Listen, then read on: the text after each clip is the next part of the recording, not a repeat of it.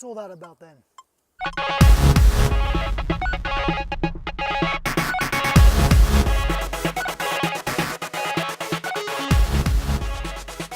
What's up guys, MIGMATIS Golf, another tips and tricks video. So you saw me using there a metronome. A lot of people use metronomes in golf, so you're probably wondering what I've got to say about it. Hello Alice. Well, title of today's video is, well, haven't even made it up yet, but basically it is the relationship between sequencing, proper sequencing in the swing, and tempo. So let's call it tempo and sequence are related. That will do. Tempo and sequence are related, and they are, because many amateurs have a bad sequence simply because they have bad tempo. So let me demonstrate. A lot of amateurs rush to get back to the ball. So they take the club away, and there's this instinct to very quickly create speed and turn back towards the ball straight away. Now if you were to swing to a metronome, you would notice that there's no nice kind of like pause at the top where the club settles into its position before you make a transition down, okay? So because you have poor tempo,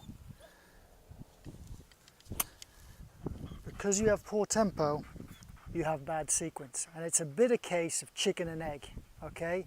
Maybe because you started off with poor sequence, you developed a bad tempo, or maybe you start off with bad tempo and you find it impossible to change your sequencing.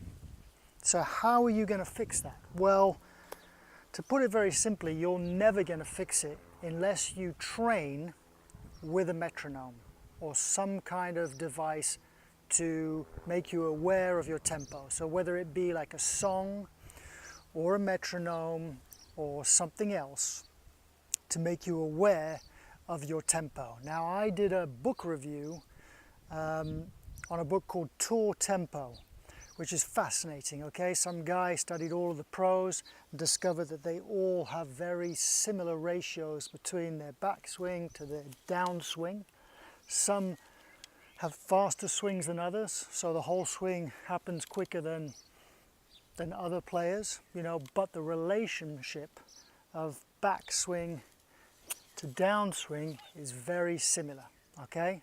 And that's what you have to have. So if you've got poor sequencing or poor tempo, that relationship is all screwed up, okay? And so go see that video of mine or go get the book. It will give you a better understanding. But basically, if you have poor sequencing and poor tempo, the only way you're going to change it is if you practice to a metronome or a song or something, so that you can be fully aware in the background as you're practicing of where the club is during well, no, not where the club is, but basically what the relationship is to your backswing, from your backswing to your downswing. Alice wants to play.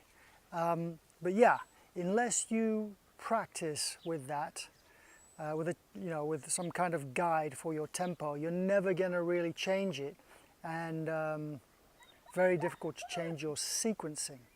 Okay, so you need to get used to listening to a correct tempo and then making a swing according to that. Shh, Alice. So that your sequencing will be a byproduct of a good tempo, a good backswing to downswing relationship. That's the easiest way I can put it. So let me see if I can get this metronome going and give you an example. All right, here we go. So it doesn't really matter what the tempo is. You need to find out what your best tempo is, which is another reason I suggest to read that book, Tour Tempo. But here we've got 110 beats a minute. Don't even know if this is mine, but I'm conscious of it. I'm conscious of it, and if I make a swing, That just didn't feel right. So that's probably too fast for me, that tempo. Ba, ba, ba. Now what I will go on to say is that because of the relationship of the backswing to downswing, the perfect cadence or the perfect beat for a golf swing is a bit like a waltz. It's like a da da da da da da da da da da da da. So it's not a straight 4-beat kind of bar. It's not a tock tock tock tock. You can actually train to that if you know which beats need to land on. But the best one is to get yourself a metronome app where you can change the beat patterns. So you want like a 3-beat pattern. That is basically what the golf swing is, if you look at the relationship of backswing to downswing. So try and get that more like a waltz, and that will be ideal for you.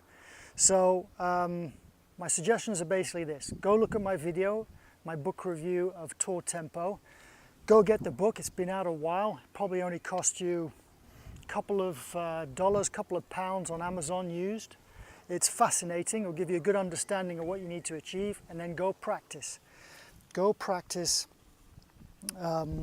with a metronome. Okay? You might be one of those people whose bodies knows all the correct moves. You know how to get into the correct positions. You just can't change your pattern simply because for so long you've had bad tempo or bad sequencing.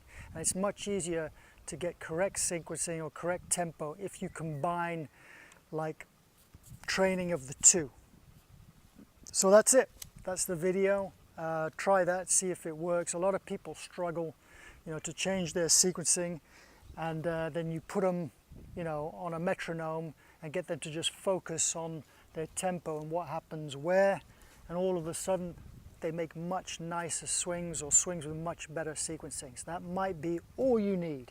Right, I'm going to hit a few balls for Alice because she's going bananas. But that's it from me. Give us a thumbs up if you like the video. Leave some comments if you've already tried this kind of stuff. Tell all your friends about the channel, and be great if you subscribe. I'll see you later, guys.